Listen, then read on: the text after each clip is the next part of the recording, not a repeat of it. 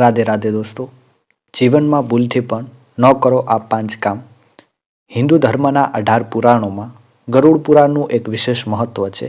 આ પવિત્ર ગ્રંથ જગતના પાલનહાર ભગવાન શ્રી હરિ વિષ્ણુ અને તેમના વાહન પક્ષીરાજ ગરુડ વચ્ચે થયેલા સંવાદ પર આધારિત છે. ગરુડ પુરાણ માત્ર મૃત્યુ પછીની સ્થિતિનું જ વર્ણન નથી કરતું, પરંતુ તે જીવતા મનુષ્યને સાચા માર્ગ પર ચાલવાની પ્રેરણા પણ આપે છે. આ પુરાણમાં જીવન, મૃત્યુ, આત્માની યાત્રા, સ્વર્ગ, નર્ક અને મોક્ષ વિશે વિગતવાર જણાવવામાં આવ્યું છે. ગરુડ પુરાણનો મૂળ સંદેશ એ છે, મનુષ્યને તેના કર્મોનું ફળ ચોક્કસ મળે છે. સારા કર્મો એ મોક્ષનો માર્ગ મોકળો કરે છે, જ્યારે મહાપાપની શ્રેણીમાં આવતા કર્મો વ્યક્તિને નરકથી ભયંકર પીડા તરફ દોરી જાય છે. તો ચાલો જાણીએ ગરુડ પુરાણમાં જણાવેલ તે 5 મહાપાપો વિશે, જેનાથી દરેક મનુષ્ય બચવું જોઈએ. વિશ્વાસઘાત અને છળ કપટ કરવું. ગરુડ પુરાણ મુજબ કોઈનો વિશ્વાસ તોડવો કે કોઈની સાથે છળ કરવી એ સૌથી ગંભીર પાપોમાંનું એક છે. એની અસર એ થાય છે કે જે વ્યક્તિ પોતાના સ્વાર્થ માટે બીજાને છેતરે છે અથવા ભરોસાનું ખૂન કરે છે, તે માત્ર તેના સંબંધોનો નાશ નથી કરતો, પરંતુ આધ્યાત્મિક રીતે પણ પતન પામે છે. સજા શું મળશે? તો કે આવી વ્યક્તિએ નરકમાં કઠોર યાતનાઓ સહન કરવી પડે છે અને સમાજમાં પણ તેનું માન સન્માન સમાપ્ત થઈ જાય છે. ભ્રૂણ હત્યા.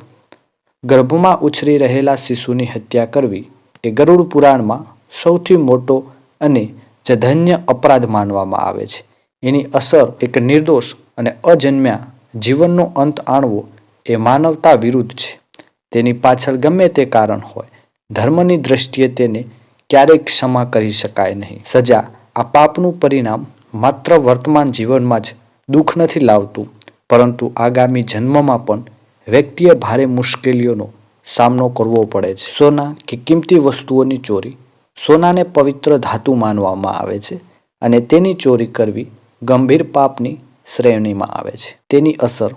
ચોરી એ માત્ર સામાજિક અને કાનૂની ગુનો નથી, પરંતુ તે વ્યક્તિના ચરિત્રને પણ નષ્ટ કરી દે છે. બીજાના હકની કિંમતી વસ્તુ છીનવી લેવી એ ધર્મનું ઉલ્લંઘન છે.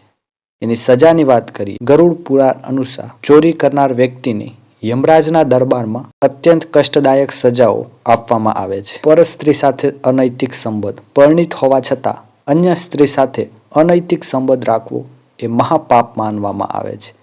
તેની અસર. આમ કરવાથી વ્યક્તિનું નૈતિક અને ચારિત્રિક પતન થાય છે. તે પરિવારની શાંતિ અને મર્યાદાને ભંગ કરે છે. સજા. ગરુડ પુરાણમાં વર્ણન છે કે પર સ્ત્રી પર કુદ્રષ્ટિ નાખનાર કે સંબંધ રાખનાર વ્યક્તિને નરકમાં ઉકળતા કુંડમાં બળવું પડે છે. બીજાની વચ્ચે ઝઘડો કે કલેશ કરવો. વગર કારણે બીજા વચ્ચે ગેરસમજણ પેદા કરવી કે કોઈના ઘરમાં કલેશ કરાવવો એ પણ મહાપાપ છે. તેની અસર. જે વ્યક્તિ બીજાની શાંતિ ભંગ કરવાનો પ્રયાસ કરે છે અને ઈર્ષ્યાને કારણે લોકોને અંદરો અંદર લડાવે છે, તે સમાજ માટે ઘાતક બને છે. તેની સજા. બીજાના સુખમાં અવરોધ ઊભો કરનાર વ્યક્તિને જીવનમાં ક્યારેય શાંતિ મળતી નથી અને મૃત્યુ પછી તેને નરકની સજા ભોગવવી પડે છે. નિષ્કર્ષ એ છે કે ગરુડ પુરાણ આપણને ચેતવણી આપે છે કે આપણું દરેક કર્મ આપણા ભવિષ્યનું નિર્માણ કરે છે.